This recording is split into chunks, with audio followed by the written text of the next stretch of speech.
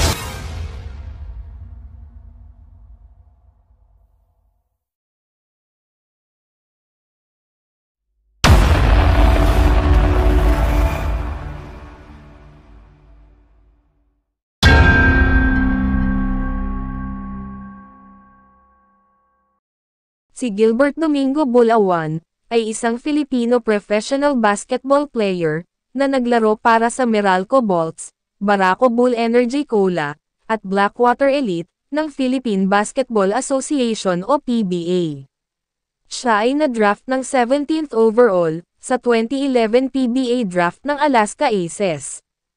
Siya ay ipinanganak, noong August 25, 1986, sa Legazpi, Albay. Si Bulawan ay naglaro para sa San Sebastian College Recoletos Men's Senior Basketball Team mula 2006 hanggang 2010.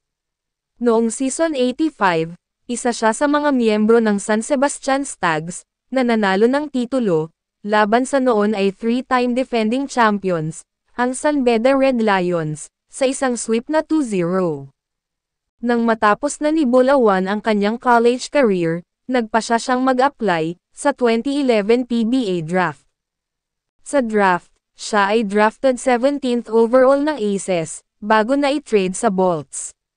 Noong June 2013, na-i-trade si Bulawan sa Barako Bull Energy Cola, mula sa Meralco, sa isang 3-team trade, na nagpadala rin kina Jared Dillinger, at Don Aliado sa Meralco. At noong 2014 season, si Bulawan ay isa sa mga manlalaro na binitawan ng Barako, na nagbigay daan naman sa kanya, upang sumali sa 2014 PBA Expansion Draft, kung saan, siya ay pinili sa ika-15 ng Blackwater. Noong July 3, 2016, namatay si Bulawan, matapos mag-collapse habang nasa team practice, sa Blackwater Elite. Idineklara siyang dead on arrival, sa Capital Medical Center, sa Quezon City.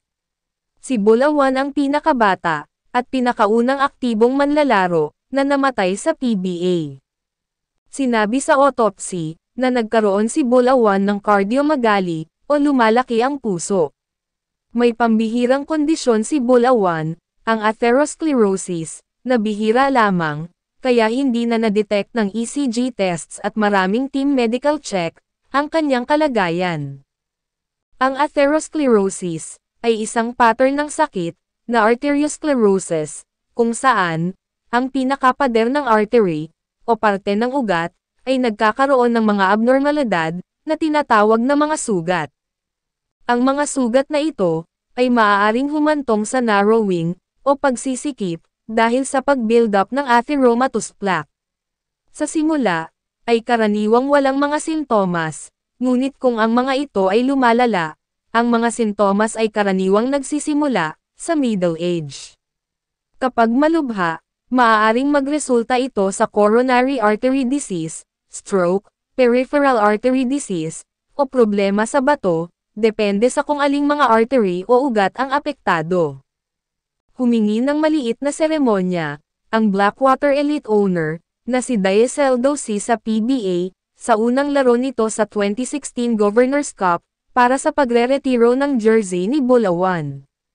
Ano't ano pa man, ang nangyari sa buhay ng ating mga iniidolo, ay hinding-hindi kailanman matatawaran, ang kanilang mga naging ambag sa industriyang kanilang kinabibilangan, na minsan ang nagbigay sa atin ng saya, nagpangiti, nagpahanga, nagpaibig, at nagbigay inspirasyon sa ating kapwa.